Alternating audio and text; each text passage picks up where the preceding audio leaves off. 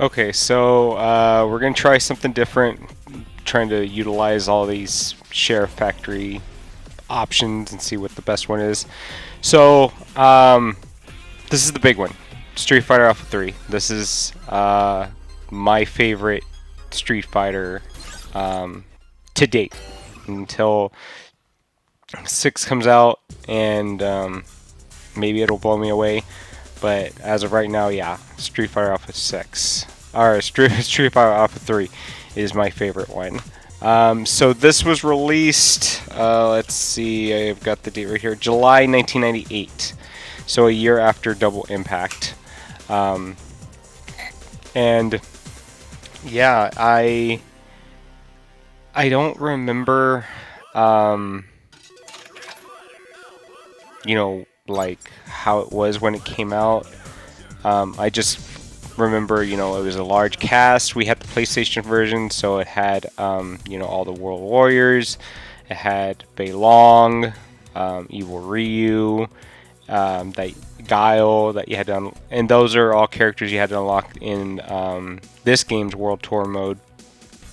That's making a comeback in Street Fighter 6, and then I just everything about this game, the presentation, um, the music, some of the like Zangief stage right here. I think this is like one of its best ones. It's like super industrial, and I remember putting like a lot of time into this because a year later, Third Strike comes out, and yeah, we played that, but we kept going back to this one. We just like the speed of it, and with Third Strike, unless utilize the tools and you know how to parry, that can get well, for me, it got a little stale, or at least in the household that I lived in. So what's different with this one between Alpha 2 is that you have different V-isms now, or isms, sorry. You got X-ism, which is basically like the, if you were really a fan of like Super Street Fighter 2, it's just one gauge for your Super, and you have a bigger guard gauge. A-ism is pretty much, how Alpha 3 vanilla is. You got your air guards. You got your 3 levels of available to you for super combos. You have all your super arts available to you. You don't have to pick them like in Street Fighter 3. And then you have B-ism, which that's the major difference, where your move set is a little bit different. You don't have all your normal moves available to you, and then certain colors you can only pick in V-ism, and then you have that custom combo gauge, which you activate, and then I'm pretty sure it's with medium punch and medium kick, and yeah, you go into it's definitely more time available to you to do a custom combo, but you really have to know what you're doing. It's not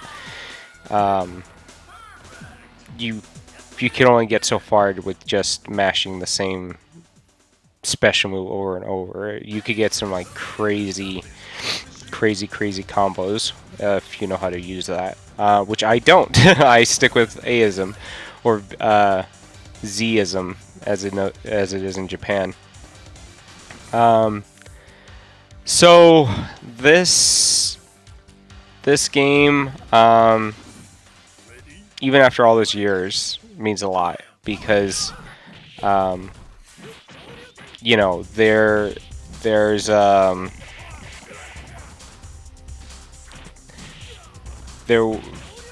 I really liked playing it growing up, and then when Anniversary Collection was announced, and I learned it was going to have online functionality, I was stoked. You know, I really wanted to test my mantle online, and it was great. You know, just randomly getting the chance to play these top Street Fighter fighters just every now and then, and that was me trying to do a taunt.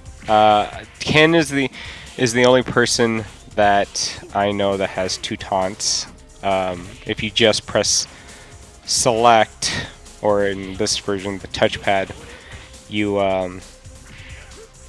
just get his normal taunt, which is him flipping his hair and giving a thumbs up. And if you do something special, he does his little like "come on" taunt, which I don't see too often, so I don't want to.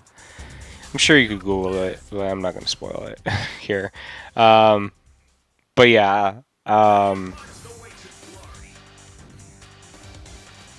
I you know, I realized playing with my brothers, I could only get so far as skill. I really did learn a lot playing online in this game. And I still have a long way to go, but yeah, this is by and large like my favorite. And then I forgot. The other thing about this game that's different from Alpha 2 is that the Alpha counters take off a bit of your guard gauge, and it costs a bar of your super gauge. So I'm not sure if in Xism it's available to you, but I know in Aism it takes off one chunk and then a little bit of your guard gauge, and then I think in Vism too it takes off like half of the bar. So I have no love loss. The fact that, you know, it costs a lot to do an alpha counter in this game, so much so that I don't see that if it's ever really worth it.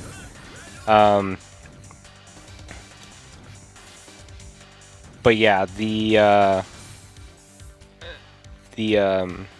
World Tour mode, I remember going through that and finally going through it like a year or two ago, and finally beating like World Tour and beating Shinakuma and unlocking Fei Long and Guile and even Ryu. That was a big moment for me. You know, again, as a kid that grew up with the series, and like I said, I just knew how to do, or what I would utilize is just high punch and high kick. So it's a little bit surreal looking at these fights and like seeing how far I've come. That being said, I do have a funny story. So another reason why this game is special to me is because this is where Ken becomes my main. I remember I was home, called in sick from school one day, and my older brother, he was working at the DoubleTree, and he, I guess, you know, had a bus to catch in an hour or so. So he's like, "Hey, you want to play some Street Fighter?" I'm like, "Sure, why not?" And something clicked. Something just snapped. I always think of like how Vegeta turned Super Saiyan when I'm telling the story. Something just like clicked where I was utilizing special moves effortlessly, and I was really being able to tell his moves And yeah, I remember I won the set against him, to the point where he was late for his bus because he kept wanting to keep going and going and going. But yeah, that's when it like really started to click. And Ken became my main. I pretty much, you know, at least in the household, you know, Ken was my main. My older brother would pick a variety of characters. Admittedly, he would pick Adon, Sagat. Well, he used to pick Ken. Who else would he pick? I know my younger brother would pick Rolento, Ryu. Now he picks Chun-Li and charge characters. But yeah, when people say like you got to know the matchup and you've got to know, you know, what beats what and when to attack, yeah, that's so true. Because whenever I would get online and I would face somebody that was either Ryu or a Don or Sagat, I would know I would have it in the bag. Because that's all I played against growing up. It was Sagat, Adon, Fei Long. I mean, that's it. So those matchups are pretty easy for me. And then there's just some character like Dhalsim, you know. For the most part, I have encountered one or two players online that really do know how to use Dhalsim efficiently, but most of the time, you know, you just got people trying to punch and kick long.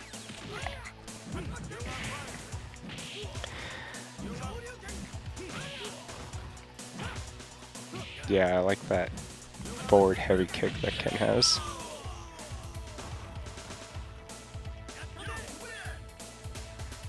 And then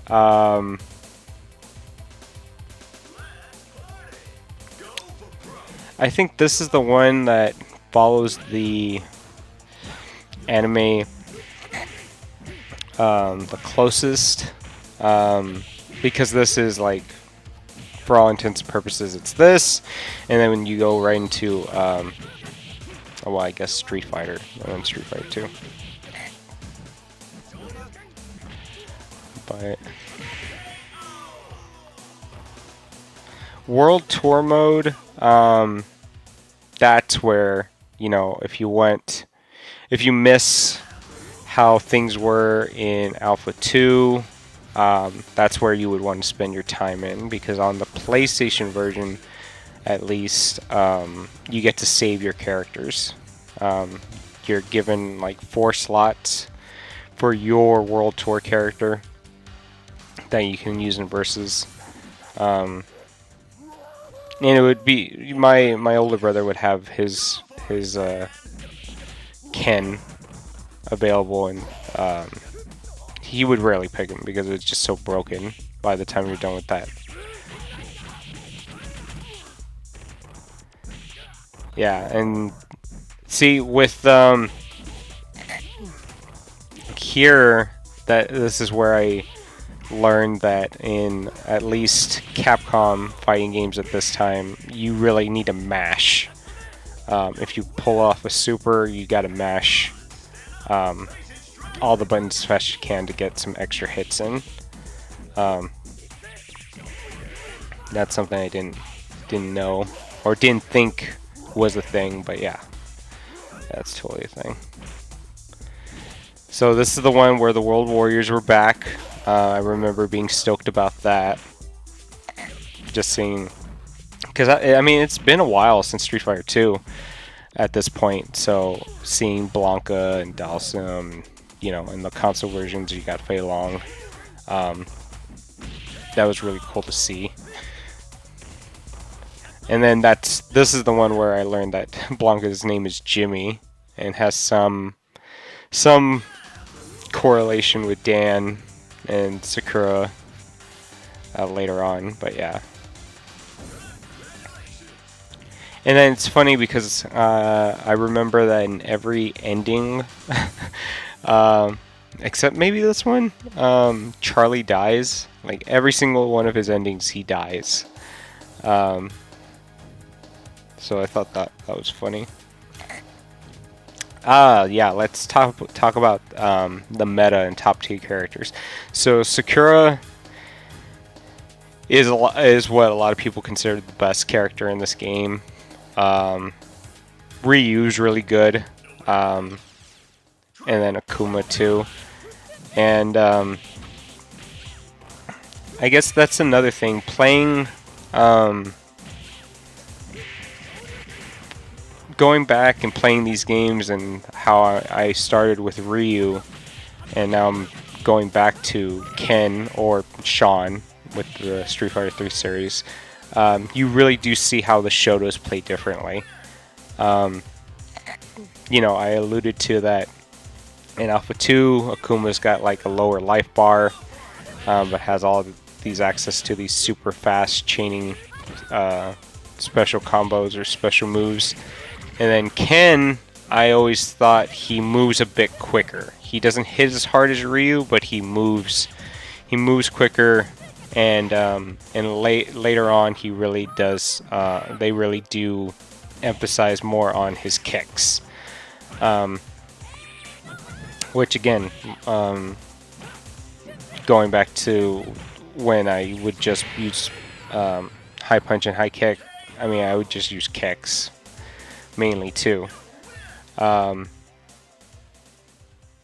then, and with Ryu. Even in Street Fighter 3, he hits a lot harder. He's a little bit slower, but when you do land a hit, it really knocks the opponent down. So I do like that how the Shotos are different. A Shoto being that karate gi attire, like if think of it like ninjas in Mortal Kombat kind of thing.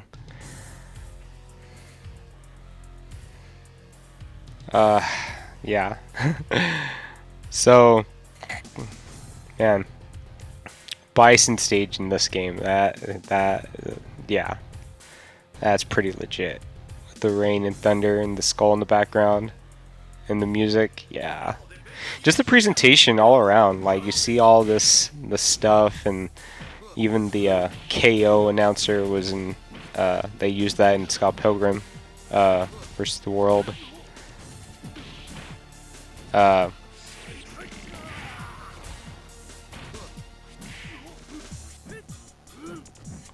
me see.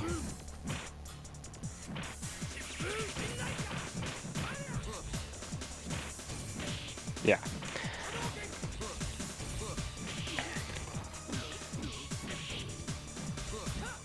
Yeah, in this game as well, I learned about spacing. I really learned how close I need to be when I was really on it. It's been a minute since I played online, but when I was really on it, I was getting a really good grasp on spacing, and that I knew that I didn't really need to be as close as I was to land those hits.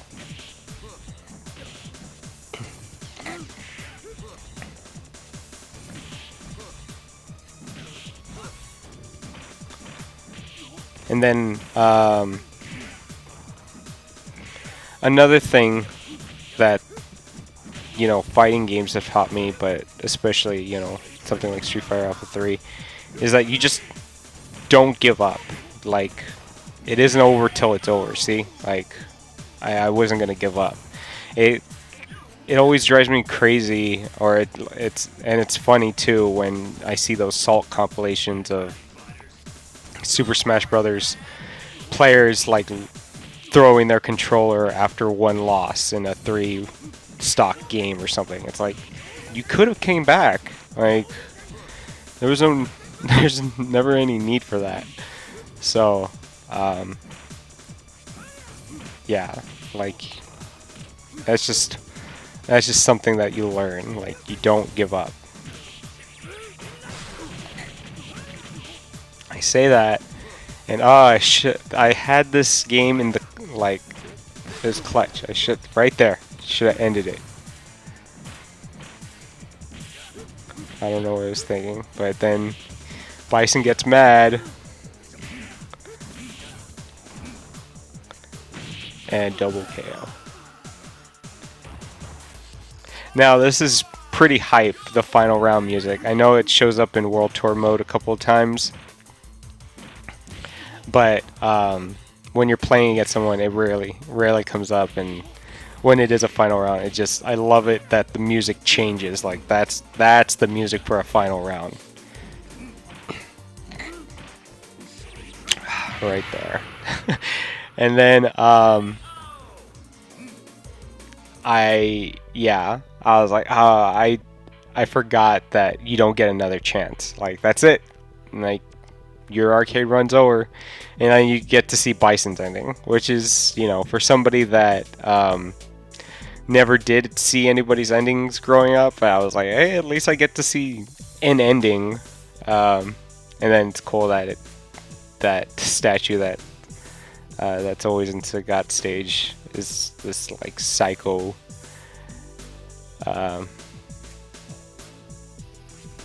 power energy robot thing.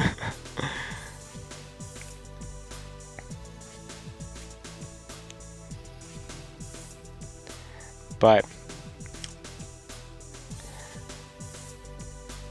alright guys, so I'm gonna leave it at that. Next up we are going to play Third Strike. That's the next game in the series. That's the one that came out a year after this one, and what a lot of people consider it to be the best Street Fighter out there. You're gonna see me play a Vega just a tiny bit, and then you're gonna see a clean version of me doing that taunt, and then that's it. But yeah, all right, guys, see you then. Hey, come on, stand up, face it straight.